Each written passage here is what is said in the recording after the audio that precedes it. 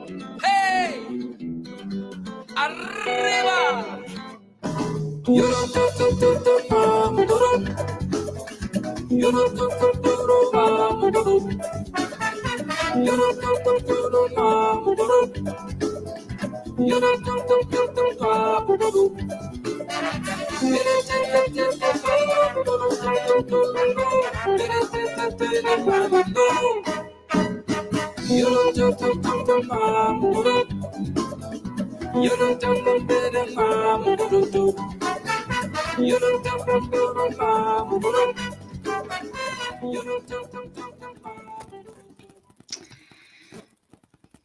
Muito bem, 3h06. Muito boa tarde a todas e todos. Boa tarde. Terça-feira, 1º de setembro de 2020, gente. Vencemos agosto, gente. Vencemos. Acabou. Nossa. Será que vencemos, Rafael? Será que vencemos? Estamos todos aqui, Márcio. Estamos todos aqui. Tudo bem. Acho que isso é um sinal Não, embora o calendário nos mostre que vencemos agosto, né, o clima aqui em Rio Grande está muito agosto. Assim, então, Verdade. o inverno se mostra assim, mais agosto do que nunca por aqui.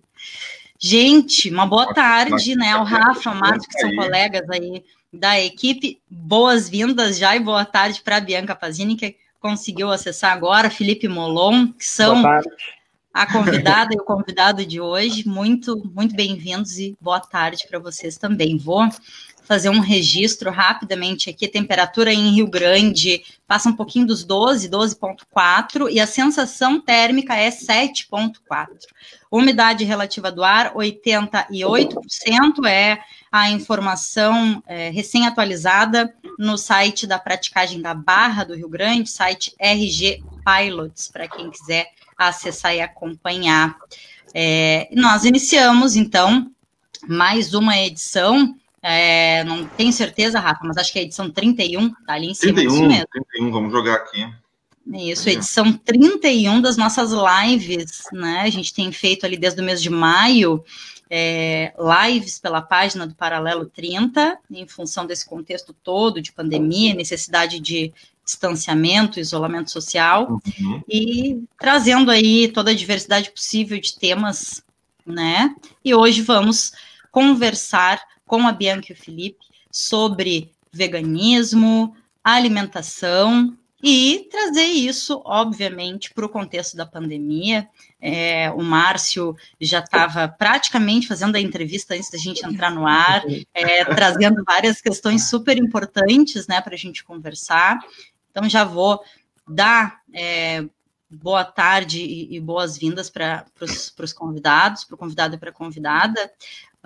E quem sabe, se vocês quiserem trazer um pouquinho para cada um de vocês, qual é a importância, e também nesse contexto, né, num contexto de enfrentamento a uma pandemia, a gente falar sobre alimentação, né? Não necessariamente sobre o veganismo. Meios de produção, né? Sobre tudo que reflete, sim, né? Sim, porque temos, né, muitas questões sendo abordadas sobre alimentação, e se a nossa alimentação fosse outra, será que nós teríamos pandemias assim? Então, acho que tem muitas questões que são necessárias a gente conversar agora, e já faço uma provocação, lembrando sempre o que a gente traz aqui no Paralelo, que comer é um ato político, né, e a gente precisa ter responsabilidade, saber o que está comendo, como está se alimentando. Enfim, vou passar para vocês, não sei quem quer começar, Felipe, Bianca, fiquem muito à vontade. Eu posso falar. Por favor, Felipe, vamos lá. Bom, boa tarde, pessoal. Muito obrigado pelo convite. Para quem está nos ouvindo. Eu estou tão feliz de estar aqui com você. Se eu falar antes, depois, está tudo certo. Apesar. Eu acho que ela tá com um delay ali, a Bianca tá recebendo. Não sei se ela está assistindo pelo Face ou se ela está pela plataforma. Eu acho que o Felipe está com. Tu consegue nos ouvir, Bianca? Eu acho que tu tá com um pouquinho de atraso, assim, no áudio. Eu tô com um pouco de dificuldade de ouvir, e até eu tô tentando acessar o computador para ver se não é por aqui, mas agora a minha internet está estável.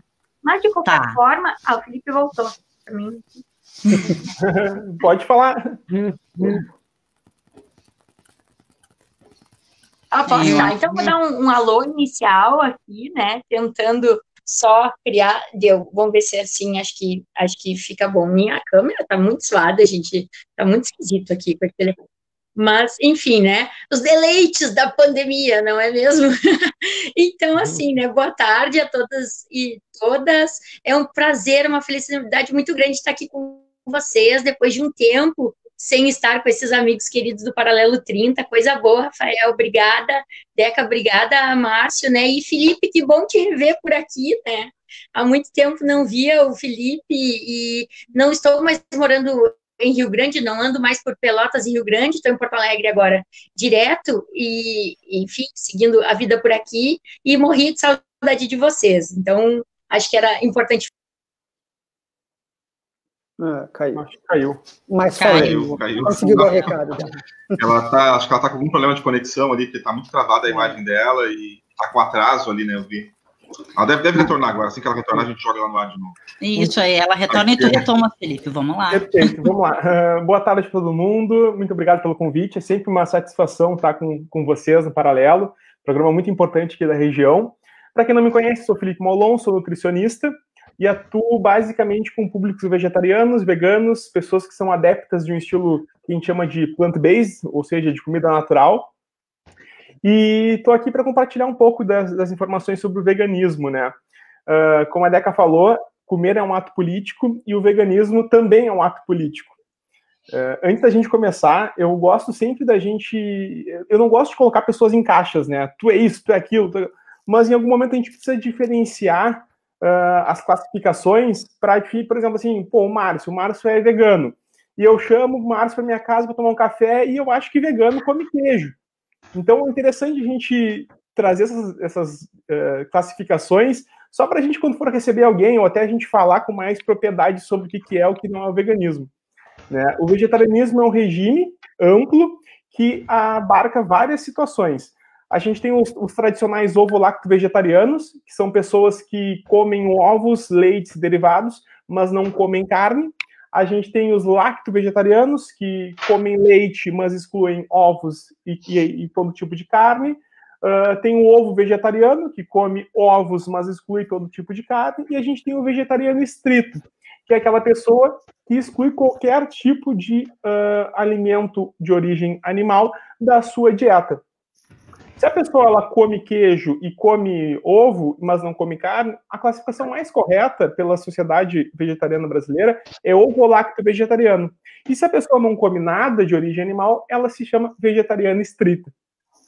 E o vegano?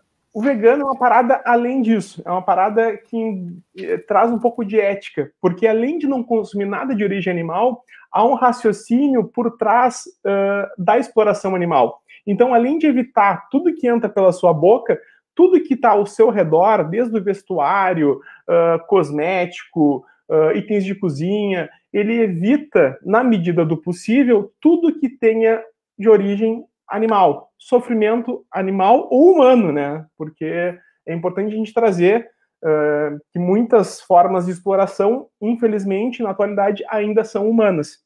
E quando a gente pensa em exploração, eu, Felipe, já trago para a exploração do planeta. Por que não, né? Hoje a gente está acostumado a falar da indústria, que o agro é pop, mas o agro, ele é pop, mas não por motivos bons, por motivos que eu julgo.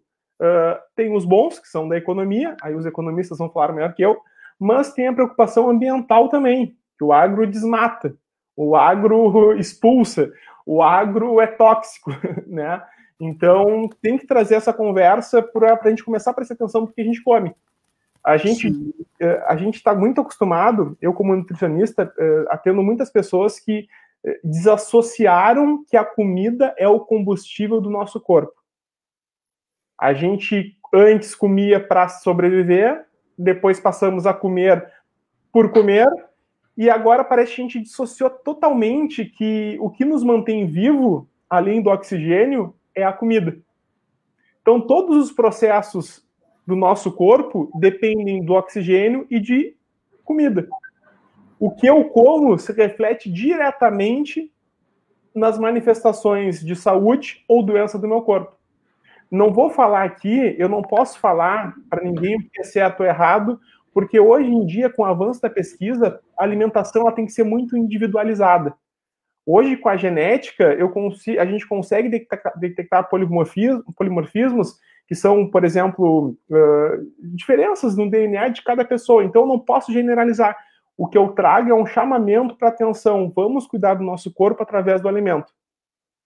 Dessa forma, a gente consegue marcar, digamos assim, 2 gols. Cuidar do nosso corpo e cuidar do nosso planeta.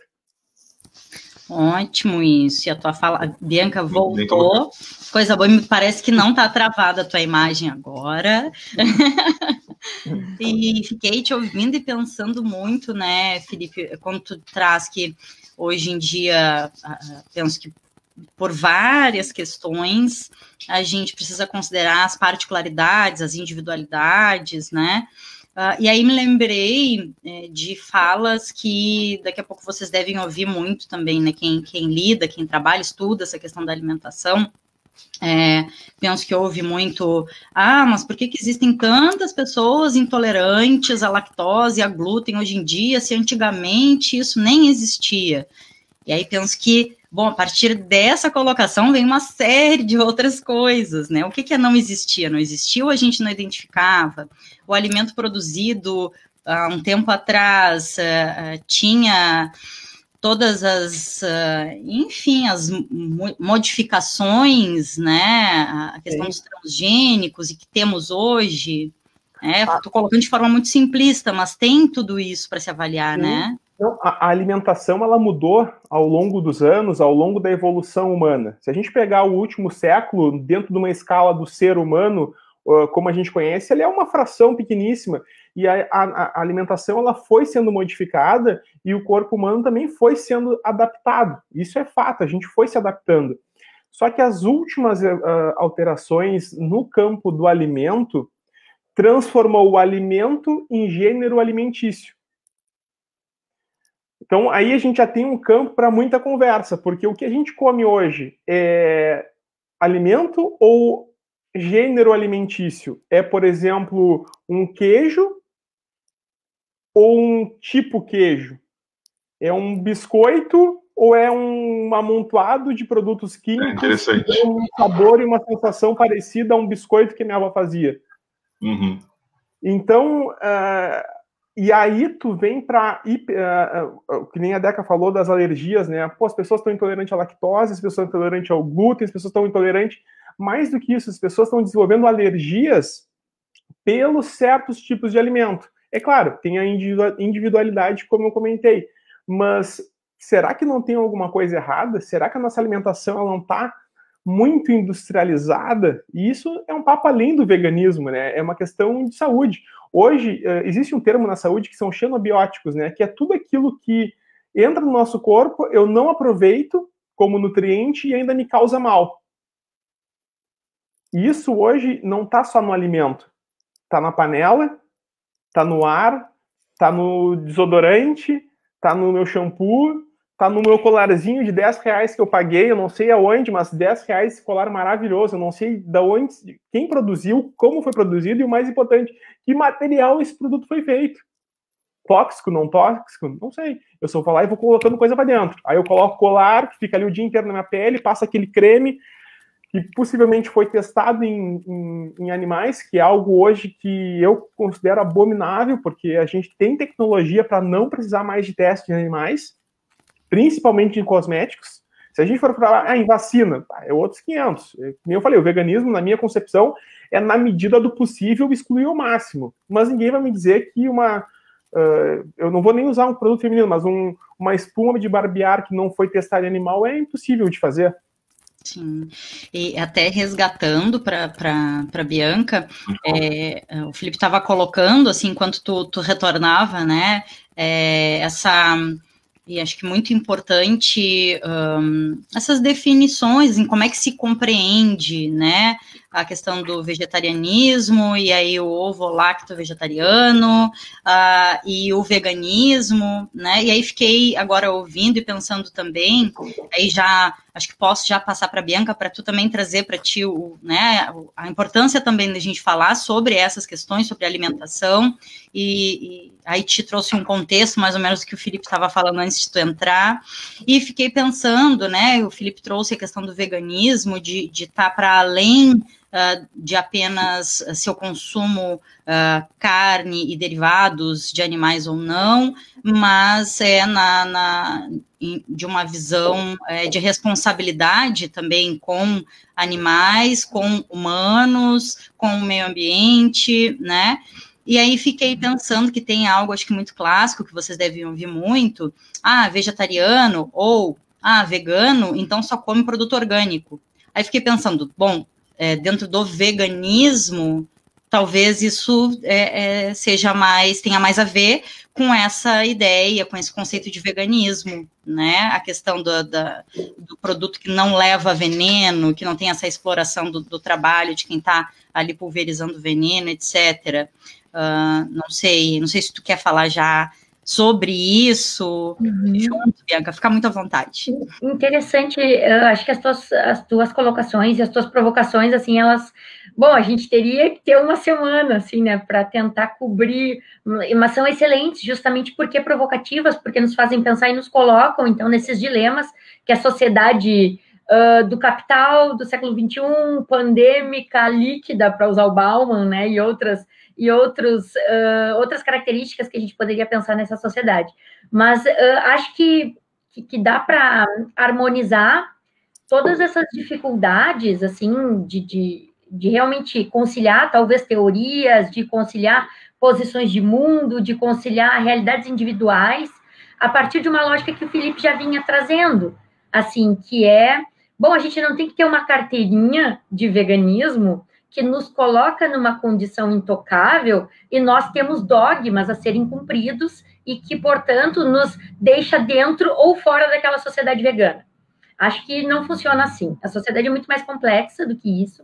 A gente vive realidades completamente distintas, né? Situações financeiras, econômicas, sociais, de gênero, de classe, de raça, que realmente não é possível estabelecer dogmas e dizer agora todo mundo obedece esse código ou você está fora do clube.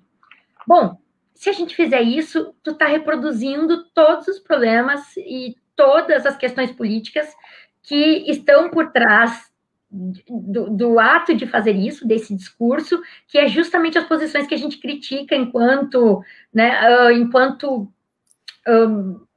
como eu posso dizer, críticos, enquanto pensadores, enquanto pessoas que querem o melhor para uma sociedade que é plural. Se a sociedade é plural, então, bom, né, e se a gente tem uma posição política, porque o tempo todo eu acho que isso está permeado de uma condição política, e aí política enquanto pacto que fazemos para viver em sociedade e dividimos com os outros indivíduos, né, a possibilidade, então não há um indivíduo sem o pacto político por trás, e liberais que me trucidem aqui, bom, né, paciência, mas,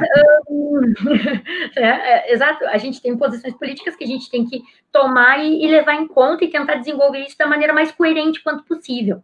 E se a gente quer ser coerente, bom, a gente vai tentar fazer o melhor, vai tentar, então, racionalizar os nossos hábitos, na medida do possível, então, extinguir dos nossos pratos o sofrimento animal, aquele que a gente consegue perceber pela alimentação, que é o mais latente.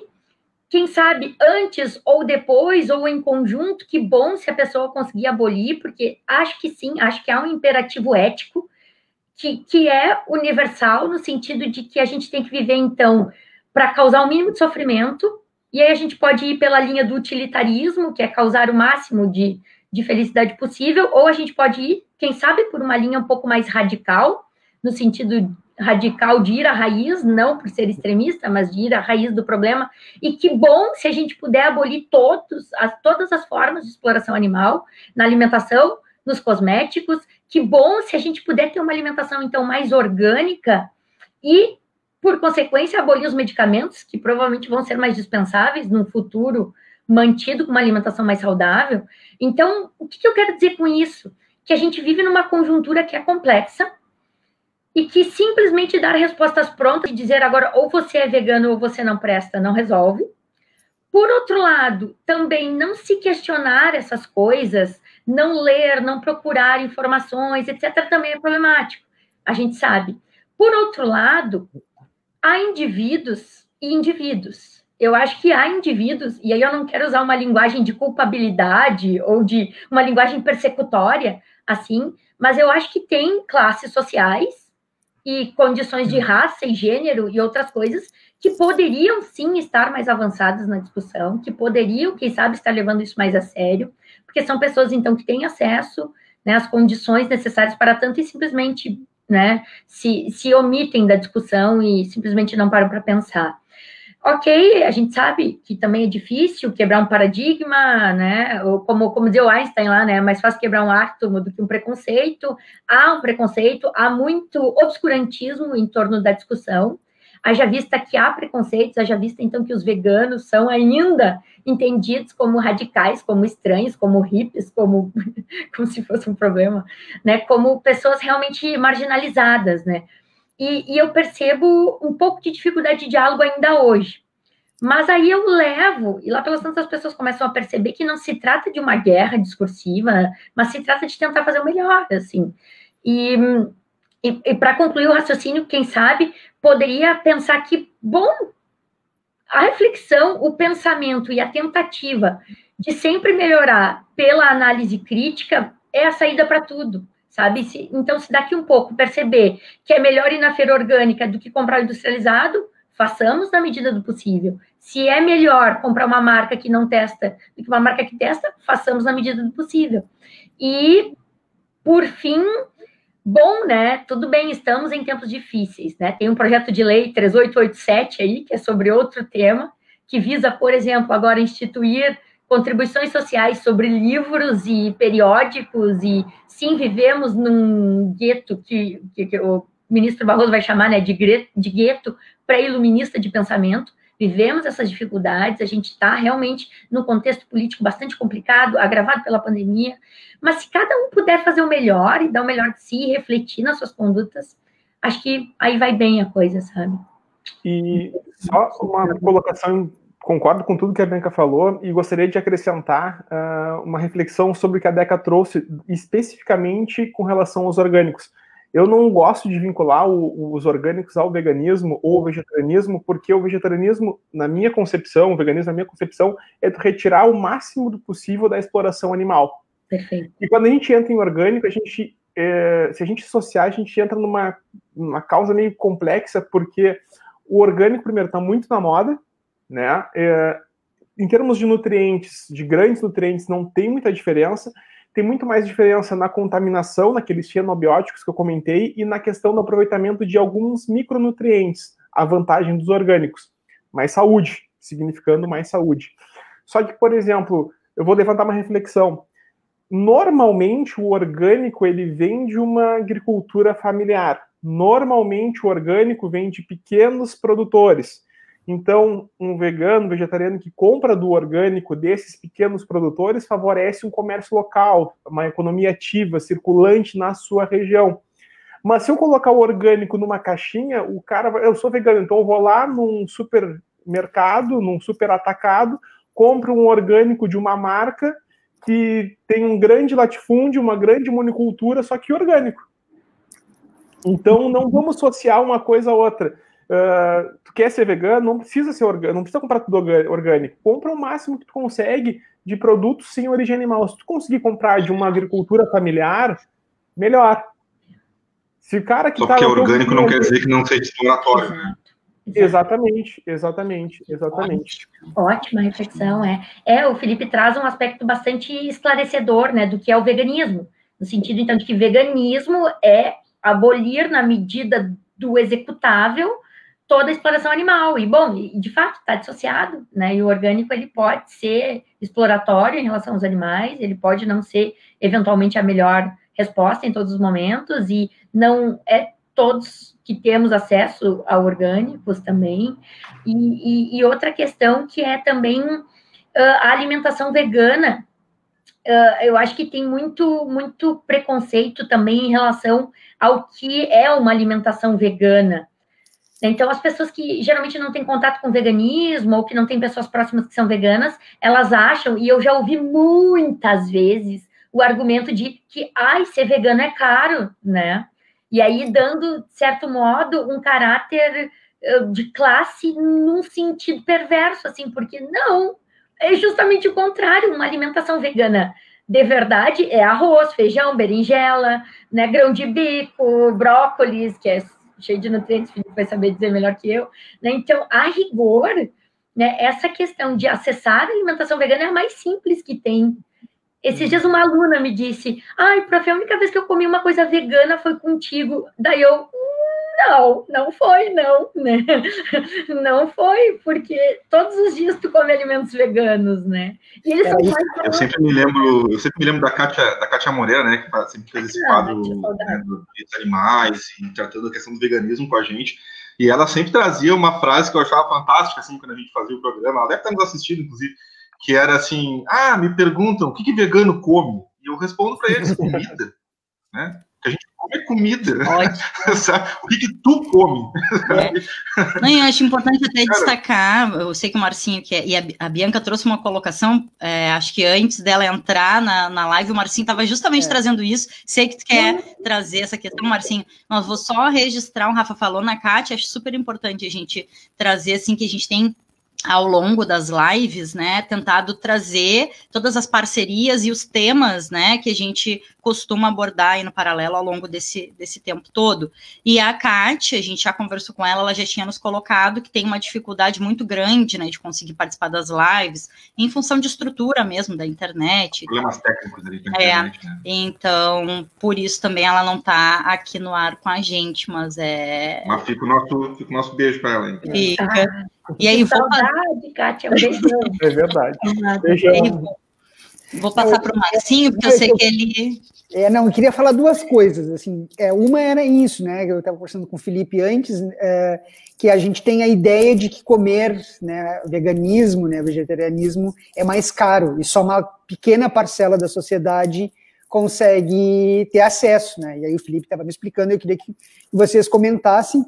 E outra coisa que eu queria que vocês comentassem, que vocês já tocaram no assunto, mas queria reforçar, que é a questão, como o Felipe falou, das marcas, né, do orgânico no supermercado, que é de um grande latifúndio, né?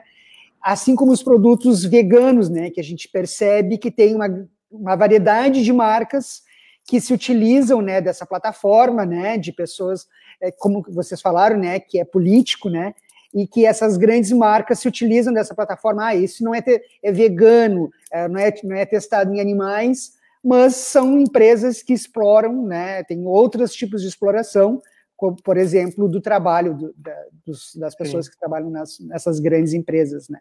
Queria que vocês comentassem um pouquinho sobre isso.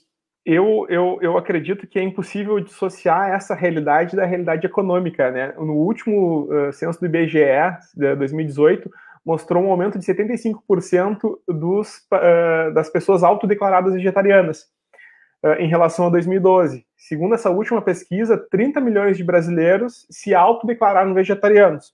É claro, eu acho que talvez tenha surgido um termo, não se sabe que tipos de vegetarianos as pessoas se autodeclarou. Provavelmente as pessoas não comem carne e se declaram vegetarianos. Então, tudo bem. Então, esse aumento expressivo no número de pessoas autodeclaradas naturalmente levou a indústria pensar, opa, tem uma fatia de mercado aí gigantesca, e eu vou explorar isso aí. Hoje, um dos maiores abatedores da América Latina, se não me engano, de alguns outros continentes, lançaram produtos à base de plantas. E aí eu questiono, eu não estou aqui para julgar se o vegano come ou não come, porque aí entra a questão muito pessoal, né? Mas, olha, eu acredito que isso vai ajudar a expandir o vegetarianismo. Por mais que os preços sejam um pouco caros, na verdade muito caros, traz o veganismo para o debate. Então, eu vejo isso como um positivo. E o que o Márcio comentou antes a respeito é importante citar que a Organização Mundial da Saúde e todas as diretrizes nutricionais, sejam internacionais ou próprio Brasil, respeitadas, afirmam que o vegetarianismo é, sim, uma alimentação saudável. Ela pode ser uma alimentação saudável. Eu posso ser um vegetariano que como só batata frita, e o Felipe vai falar o quê? Cara, ok, tu não tá machucando ninguém, não tá explorando, a vida é tua, meu irmão, seja feliz e tá tudo bem, não sou eu que vou te julgar. Mas se tu quiser ser uma pessoa saudável, assim como uma dieta onívora, tu pode, sim, obter todos os macro e micronutrientes que uma pessoa precisa numa alimentação vegetariana. Ótimo, isso. Super importante até para a gente desconstruir algumas questões que foram postas há bastante tempo e seguem sendo reforçadas, né? E aí, fala. Não, e só uma coisa que eu esqueci, e que reforçar para quem quer, como eu trabalho com esse público, bastante gente em transição, e as pessoas acham que precisam consumir o bife de soja orgânico de R$30, sem isso eu não posso ser vegetariano, meu Deus. Não, calma. Não sei quem falou. A gente precisa de grãos, de leguminosas, de cereais, de frutas e oleaginosas. E onde é que eu encontro isso? No feijão, na ervilha, na lentilha, no grão de bico, na aveia, no arroz, nas frutas, no amendoim, nas castanhas. Cara, isso é suficiente. Que ótimo. Se tu quiser, se você se eu quiser fazer um churrasco vegetariano à base de batata doce, de milho, de fazer uma pastinha de berinjela, uma pastinha de grão de bico, botar um tomatinho, botar um pimentão, botar um queijinho de castanhas que eu mesmo fiz, eu vou ter um churrasco maravilhoso e é um custo baratíssimo. Mas se eu quiser também pegar produtos importados, cogumelos ultra caros, cereais importadíssimos e ter um churrasco vegetariano a um custo elevado, eu consigo. Da mesma forma que quem é onívoro consegue fazer um churrasco de colchão mole, consegue fazer de filé. É isso, né? São 13h37, quero... a Kátia Moreira deu olá, Deca. Coisa boa, um beijo para a Kátia, estávamos falando em ti aqui. Maravilhosa, saudade. Coisa boa, Kátia. Falamos em ti aqui, né? E lembrando aí que essa pauta sempre é trazida por ti. Explicamos que tu não tem como participar com a gente por enquanto, pelas questões técnicas, mas sabíamos que estavas por aqui junto com a gente. Olha aqui, 13h37, fiquem muito à vontade também para trazer outras questões, tá? Se vocês entenderem assim, mas eu gostaria de trazer, e aí, para vocês também, né, enfim, trazerem para a gente como é que vocês enxergam isso, mas tem alguns estudos apontando, né, indicando que o veganismo pode ser uma saída para prevenir futuras pandemias, que pode ser a melhor forma de evitar pandemias, e tem isso, né, estudos que vêm apontando isso, e também tem, penso que enfim, um aspecto mais cultural. E aí posso até trazer que eu ouvi de uma amiga minha, nessa semana a gente conversando, ela é vegana, e aí ela dizendo que a avó dela, né, mandou um áudio muito preocupada, dizendo, para com essas coisas de veganismo, vai comer direito que tu tem que ficar bem para não pegar esse vírus. Então tem essas questões, né, tanto esses estudos quanto essa questão muito cultural, acho que nossa regional, né, no Rio Grande do Sul, que tem muito essa questão do churrasco, de carne, né, então não sei se vocês querem trazer um pouquinho sobre isso, para esse contexto da pandemia mesmo, né.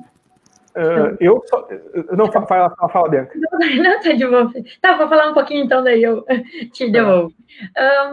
Essa questão da pandemia, agora, enquanto a Deca falava isso, eu justamente estava pensando onde que eu tinha lido já essas associações. E tem duas obras que me chamaram muito a atenção, que eu li há um bocado de tempo atrás, 5, 10 anos atrás, e já alguns autores traziam o receio de uma pandemia que poderia ser agravada ou, né, realmente com a possibilidade de ser, então, potencializada ante a demasiada e ostensiva exploração animal. E esses 2 autores são, em especial, a Melanie Joy, que daí o livro está ali na sala, e eu não posso buscar porque tem um serzinho branco aqui no meu colo, felino, né, que vocês viram, ó, passeando por aqui e tal, ela tá aqui me olhando com uma cara de amor, a coisa mais amada, como é que eu vou tirar do colo, né? Mas um livro, então, de uma autora chamada Melanie Joy, que é, talvez o Felipe conhece, que é, não vou me lembrar o nome, é um nome longuíssimo, daqui um pouco eu posso buscar ele ali. E um outro autor chamado Jonathan Foer, né, que daí é esse Comer Animais. E nesse Comer Animais, do Jonathan, eu abri justamente na página em que ele falava da relação entre a H1N1, que, dizendo então que uma outra pandemia era possível. Aí ele diz, o mundo talvez esteja à beira de uma outra pandemia. Pois bem, cá estamos, não é mesmo? Todos os países quase uma coisa de outro mundo, né, ô Bianca? Tu abriu a página, olha só. Sim, muito louco, né? Então, eu tava dando uma olhada assim, só para ver se eu achava, e achei. E aí ele traz muito essa reflexão, e a Melanie Joy até traz mais dados, relacionando bem a exploração animal ostensiva, essa das grandes indústrias, com os riscos sanitários que isso traz e a consequente possibilidade, então, de uma pandemia. E aí, bom, o mercado de Wuhan lá, né, é uma das provas que isso pode efetivamente acontecer. Então, eu acho que sim, a gente, nesse nível de exploração animal que a gente tem em todos os lugares do mundo, mas que, só para dar um exemplo, no Brasil, a gente tem mais cabeças de gado do que indivíduos, e toda a representação que isso demonstra, sim, a gente está, sim, à beira e arriscando, sem dúvida, potencializar esses riscos sanitários, à medida que são hábitos muito da idade contemporânea, então, ao longo da história, a gente não sabe os efeitos, são hábitos muito novos, apesar de já perdurarem aí algumas décadas nesse grau de ostensividade. Por outro lado, ainda tem o fato de que a gente sabe como funciona o capital, a gente sabe como funciona a lógica das empresas privadas, por mais que queiram, então, agora, implementar mecanismos de compliance, legal, ótimo, excelente que o façam, né? Mas por mais que a gente veja, então, pequenas mudanças, paulatinas, mas pequenas, né? De hábitos de consumo também, que daí demanda uma adaptação dos empresários, a gente sabe que o lance do capital é maximizar os lucros, reduzir custos e ter as coisas, né, como sempre foram, na medida do possível. Então, e até também para voltar àquilo que o Márcio tinha provocado antes, né, Márcio? Desculpa, queres falar alguma coisa? Não. Continua. E aí, nesse sentido, o que me parece? Me parece que, né, esse modelo que a gente tem de exploração ostensiva de todos os recursos, de todas as possibilidades, de todos os indivíduos possível, né, humanos ou não humanos, leva, então, para uma lógica que pode, sim, potencializar o risco, penso eu, né. Ademais, eu percebo que, por outro lado, o capitalismo, ele é tão ardiloso, e eu juro que, apesar do discurso, eu não estou fazendo juízo de valor nesse momento, mas o capitalismo, ele é tão colonizador, ele é tão realmente expansionista, e etc., que ele se adapta, sabe? E eu acho que a tendência é que ele se adapte muito rapidamente, a exemplo do que o Felipe falava, nessa nova perspectiva, então, de não exploração animal. Então, eu não acho que a gente tenha, e eu estou tentando não parecer, né, extremista, e absolutamente não é, eu não acho que tenha que arrebentar com o capital da noite para o dia, porque eu sei que as coisas não funcionam assim também, etc. Mas eu consigo perceber um potencial muito, muito latente do capital de se adaptar e de passar, então, a comercializar esses produtos, que são livres de crueldade. A exemplo do que tem acontecido aqui em vários estabelecimentos comerciais em Porto Alegre, que agora a gente observa menos por causa da pandemia, mas que antes já vinha acontecendo, que era estabelecimentos onívoros virarem vegetarianos ou veganos. E tem um caso aqui, eu não vou falar a marca, claro, mas tem um caso de um estabelecimento de alimentação cujo nome é ainda um corte de carne famoso, que agora é veg. Depois do nome da carne é veg, porque virou todo vegano.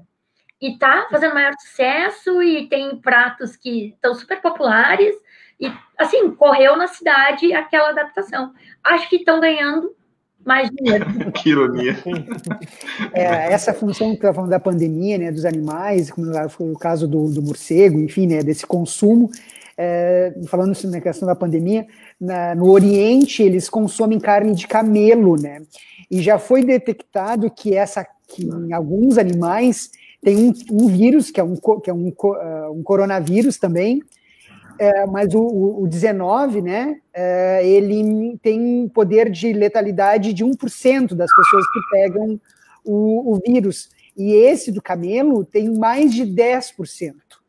Então, se eles não barrarem esse consumo de carne de camelo no Oriente, esse vírus pode chegar, né, também como chegou esse do morcego, enfim, né? Então é uma coisa muito atrelada, né, à alimentação e aos costumes das pessoas, né? E fazendo um paralelo com a pandemia, eu gosto de tomar muito cuidado com essas associações de que se fôssemos todos veganos não teríamos pandemia, porque é uma associação que ela pode ter vários equívocos. Boa. E principalmente, na minha opinião, hoje, já pensei muito o contrário e de forma diferente, mas hoje a gente tem que associar o veganismo, o movimento vegetariano, à ética animal. Porque se eu tomar frente, vocês têm que parar de comer carne porque carne está causando coronavírus, ou você tem que parar de comer carne porque carne está deixando vocês doentes. Eu vou lá e encontro uma fórmula cientista ou um produto de origem animal que não cause doença ou que não... então beleza, então eu vou poder comer carne porque está comprovado cientificamente que eu não... Então acho que a reflexão ela deve sempre, no máximo, no campo ético. É claro que eu tenho benefícios à saúde numa dieta base de plantas, não numa dieta vegetariana, numa dieta base de plantas, uma dieta vegetariana que seja base de plantas, porque as pesquisas científicas apontam que naturalmente o vegetariano ele tende a comer mais grãos, mais legumes, a cuidar mais do seu alimento, questionar o rótulo, os ingredientes. Por isso, os vegetarianos tendem a ser mais saudáveis. Mas é complicado tu associar isso a uma pandemia ou uma série de doenças, porque eu posso ser um vegano que como só batata frita. E tá tudo bem. E sobre essa expansão do capital, eu não tenho muita propriedade, porque minha área ali é na área da saúde, mas essa expansão do capital proporcionou uma situação engraçada semana passada. Meu irmão, enfim, foi viajar com o meu carro, com a minha irmã, e quando eles retornaram, estavam tirando ali as coisas do carro, e minha irmã, mano, esquecesse o Felipe deixou um creme aqui, não sei o que. Ela achou que o creme era meu, porque era um creme de mãos que dizia ali vegano, livre de exploração animal, produtos naturais e tal. E o Fabrício, não, meu irmão, né, esse creme é meu. Ué, mas esse creme é vegano? Não vai nada de origem animal, que legal. E aí ele foi lá e me deu. Ele possivelmente comprou numa grande loja um produto vegano sem ter a intenção de comprar um produto vegano. Não vou entrar aqui no mérito da indústria, não, mas olha que bacana, né? Essa expansão capitalista, selvagem, proporciona isso. Interessantíssimo. Eu até provoco a reflexão, né? Hoje a gente vive numa selva capitalista, né? Mas eu, com toda sinceridade, isso vou até falar uma frase de quem desconhece o mundo econômico, eu acredito que a sociedade hoje, se ela fosse comunista, capitalista, socialista, ela ia continuar fazendo seu churrasquinho ao domingo. Acho e por isso que eu gosto de dissociar o veganismo, não dissociar, mas de tomar cuidado quando a gente fala que o veganismo é de tal partido. Porque independente do partido, eles vão estar lá ganhando a eleição, fazendo um churrasquinho para comemorar. Então é complicado. É complicado. Claro, Felipe. Até aproveitar, se vocês me permitem, fazer o gancho. Acho que o Felipe traz esclarecimentos muito importantes de novo, assim, né? De separar as coisas e trazer, digamos assim, uma certa categorização que é super útil, né? Para que não sejam feitas, então, as confusões. Eu acho que sim, Felipe, acho que realmente, né, o veganismo não está ligado a um viés ideológico ou a outro. Eu concordo que o veganismo também não é o que vai salvar o globo de uma pandemia, mas até naquele momento em que eu falava da pandemia, eu falava até mais da exploração ostensiva pelo capital do que justamente da exploração animal, né? porque poderia ser agrotóxico ou qualquer outro tipo de modelo exploratório do capital, sim, né? Mas que não necessariamente tivesse a ver com a exploração animal e que ainda assim estaríamos à beira ou, né, potencializando a possibilidade de uma pandemia.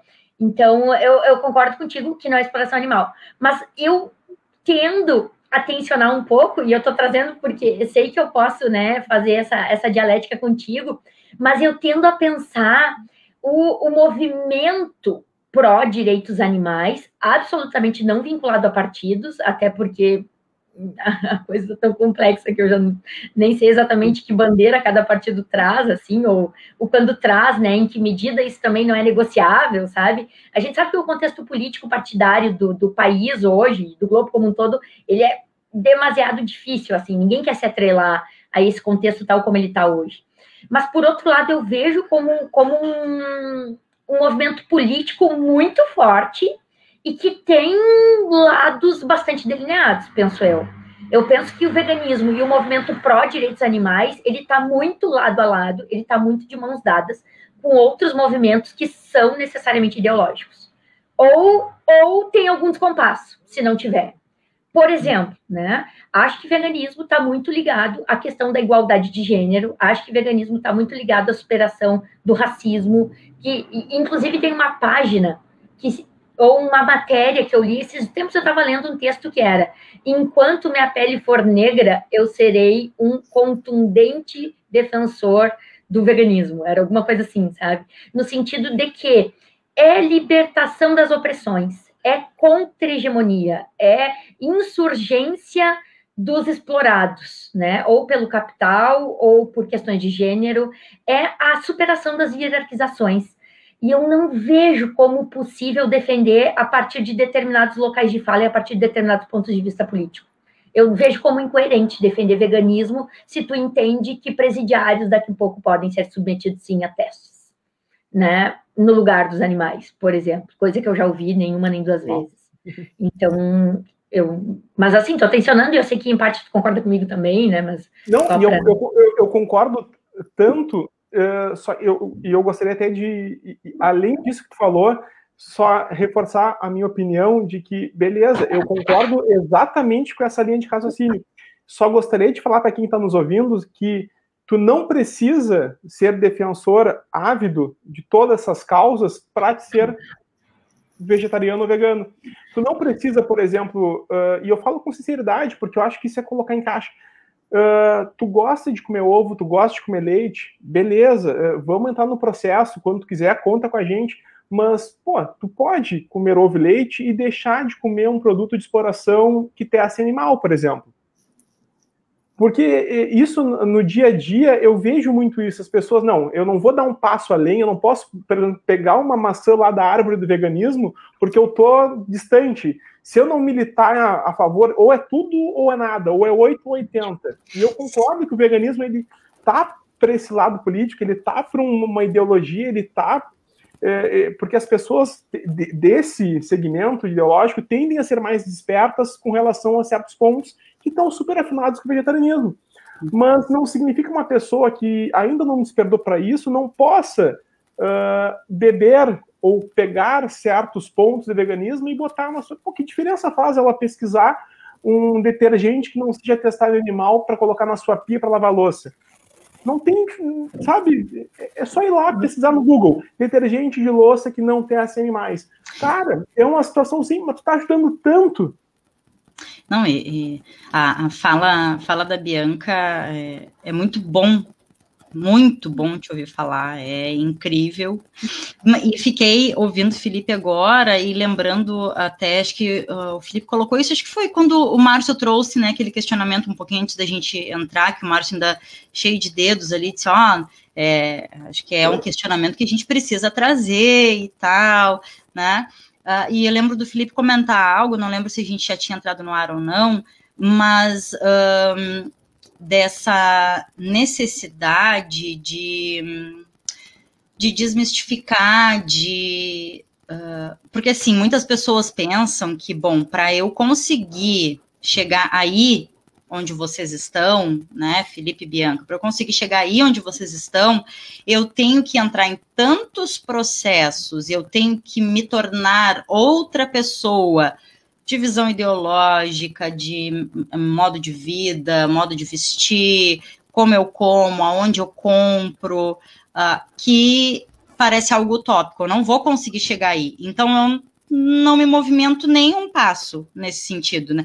Eu não sei se é, acho que é mais ou menos por aí, né, Felipe, o que tu coloca. Porque é isso. No dia a dia eu vejo isso. Sim, e aí me lembrei de uma vez, da minha filha me dizendo, né, que, e a gente sempre conversando sobre essa questão do ir mudando a alimentação, ir tirando carne e tal, e aí lembro que, aí ela me diz, né, que a comida preferida dela é sushi, ela diz, mas gente, eu nunca vou poder ser, então, vegetariana, porque eu amo sushi. E eu disse pra ela, tá, e como seria se tu comesse sushi, assim, muito de vez em quando, e fosse só o sushi? Ah, não, aí eu conseguiria. Eu digo, bom, então, né? Porque tem muito essa coisa da caixinha, né? Não, se eu comer sushi, eu nunca vou ser. Então, eu nunca vou ser. E sigo a minha vida do jeito que tá. Tem isso um pouco, né? Acho que não um pouco, muito, né? A gente costuma enxergar... Eu queria trazer só mais uma coisa junto, para vocês falarem. A gente tem 4 minutos, mas a gente pode sempre estender um pouquinho, né? Porque eu acho que, às vezes, essa fala do Felipe, e aí colaborando com a fala da Bianca, que também não tem como, a gente não tem como, eu não consigo discordar de maneira alguma, mas também entendo que são, às vezes, as incoerências da vida, né?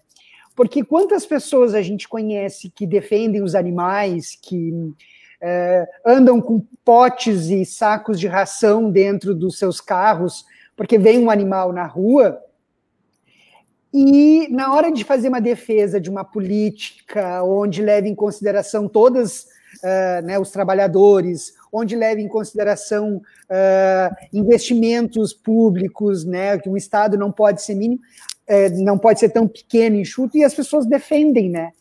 Eu conheço muitas pessoas que fazem esse discurso, e às vezes a gente tem um pouco de dificuldade, né, de se decepciona algumas vezes com essas pessoas, né?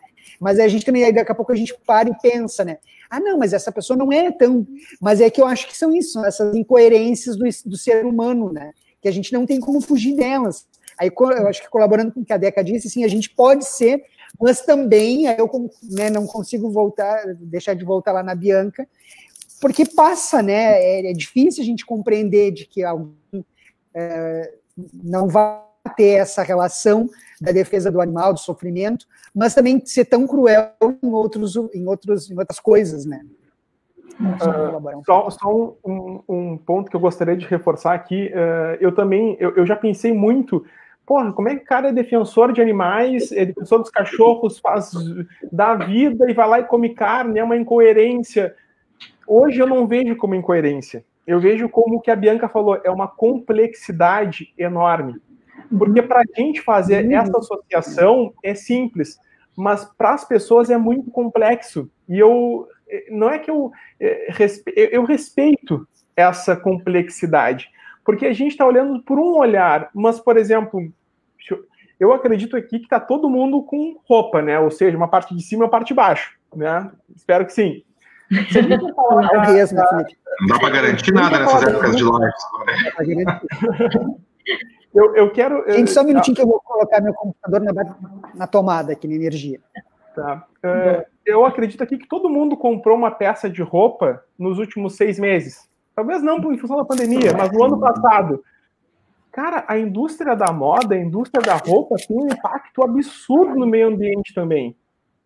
E eu não gosto de ser um cara faca na caveira com relação ao defensor de animal de rua que come carne, porque certamente um cara vai lá, pô, Felipe, tu comprou 3 peças de roupa ano passado numa loja que é multimarca, que tem ali no calçadão, que vende, e essa indústria, ela polui tanto, então tu não pode ser por causa disso.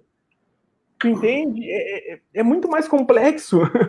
É fácil julgar uma pessoa. Excelente. É fácil julgar uma pessoa mas na essência é complexo, porque existem inúmeros fatores. E eu tento desvincular esse ideologismo radical, porque as pessoas, gente, as pessoas que se denominam veganas, se elas fazem um ai fora da curva, a polícia vegana vem e, mas tu tem que ser, sabe? Não, cara, na minha opinião, tu pode ser de direita, esquerda, liberal, conservador, seja, o cara não coma carne, diminua a exploração e seja feliz. Ótimo. Eu sei que talvez seja uma posição um pouco difícil de aceitar Não. Entende? Mas é o que eu sinto, porque tu põe a pessoa numa caixa que ela tem que ser tal e tal coisa, não pode comprar tal coisa. É impossível. Felipe, esse tipo de discurso a gente chama no direito, ontem eu discutia isso na aula de uma colega, entrei na aula de uma colega para conversar com os alunos, que a gente chama isso de lógica adversarial. A gente coloca tudo como sim ou não, grenalização, que a gente chama aqui, né, no Rio Grande do Sul. Ou é vermelho ou é azul, ou você é onívoro ou você é vegano. E eu entendo que, às vezes, sim, quando tu toma escolhas quando tu faz escolhas que são antiéticas, sim, de certo modo, tu tá te colocando a favor da manutenção das coisas como são, a favor da opressão, etc. Mas o mundo não é preto e branco, não é sim ou não. As pessoas não escolhem, eu quero ser opressora em vez de oprimida. As pessoas não, o mundo não funciona assim. O mundo é muito mais complexo do que isso. Inclusive, agora, faz umas 2, 3 semanas, eu tive o prazer de levar para a defesa da banca de conclusão de curso, no direito, uma aluna minha, queridíssima, amada, negra, querida, super estudiosa, super envolvida com os temas do racismo e do especismo. Ela super engajada com os 2 temas. E aí ela frequentou por alguns semestres o meu grupo de estudos e ela veio, então, na hora de elaborar o trabalho de conclusão de curso, e me disse, olha, eu quero analisar aquela decisão do STF que falava, então, sobre o uso de animais nos ritos das religiões de matriz religiosa. E a decisão foi, então, para quem sabe, diminuir um débito histórico na questão da raça, foi, então, de chancelar a manutenção do uso pelas religiões afro. Porque, sim, de fato, ali havia, né, uma questão super complexa.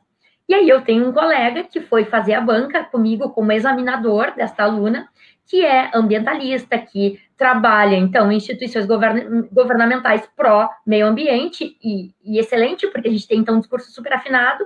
Só que aí ele me ligou um dia antes da banca. Vem cá, tu leu o trabalho? Aí eu, sim, li, porque ela está defendendo, nesse caso, ela tomou uma posição na ponderação de conflitos que existia ali, ela tomou uma posição pró-exploração animal, ou pró-manutenção do uso dos animais na questão, então, afro, haja vista que as outras religiões continuam com o seu direito intocado de explorar animais. Mas isso, né?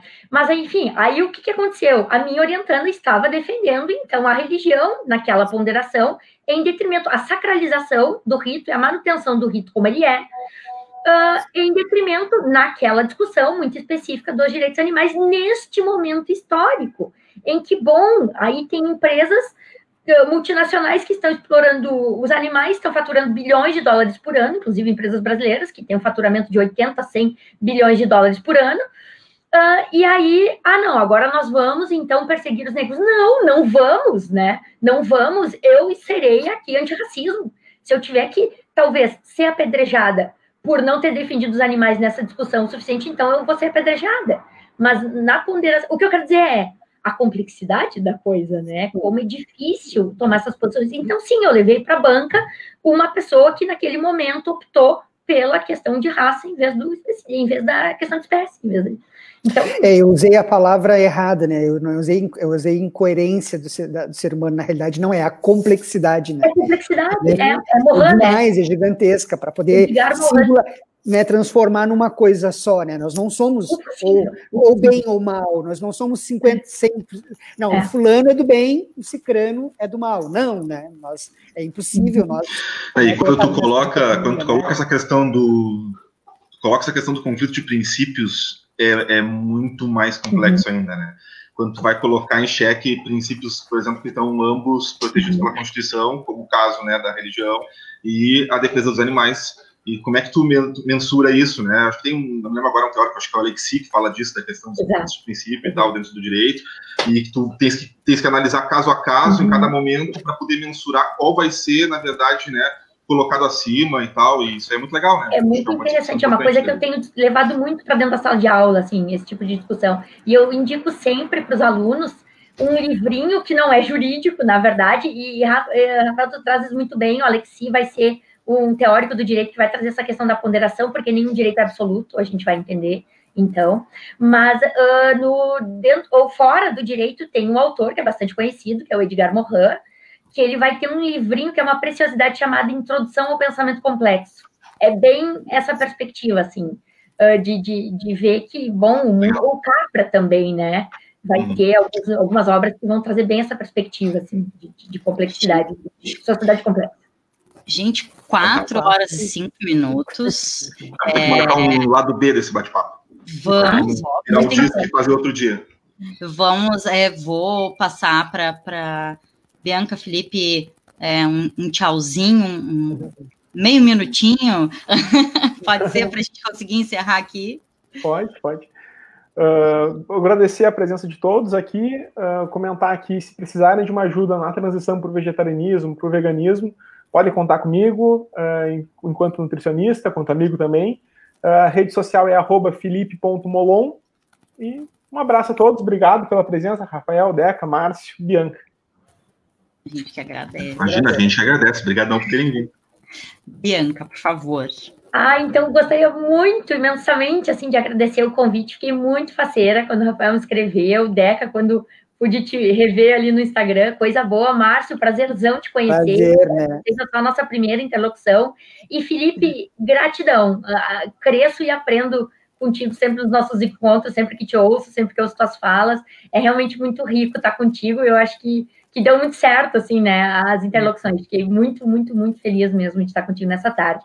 Agradeço a todos, né, pelo acompanhamento, os comentários carinhosos e afetuosos aqui no YouTube, e fico à disposição também, @bianca.pazini, e se eu puder, talvez, aqui trazer, só rapidinho, só as imagens, daqui a pouco podem me pedir nas redes, indicações de leituras, temos, enquanto não tem contribuição social inconstitucional, né, sobre os livros, tem O Dilema do Vegano, do Roberto Juliano, vou passar esse aqui de novo, que é o Veganismo, a Prática de Justiça e Igualdade, da Ana Maria Abolho, tem O Comer Animais, do Jonathan Foer, que é uma escolha, nessa perspectiva teria vários outros para indicar, mas escolhi esse, e por fim, que eu acho que foi como começou a conversa, esse que não fala absolutamente sobre direitos animais, nem veganismo, mas que é bem interessante e denso, que é o História da Alimentação, que foi organizado pelo Flandrin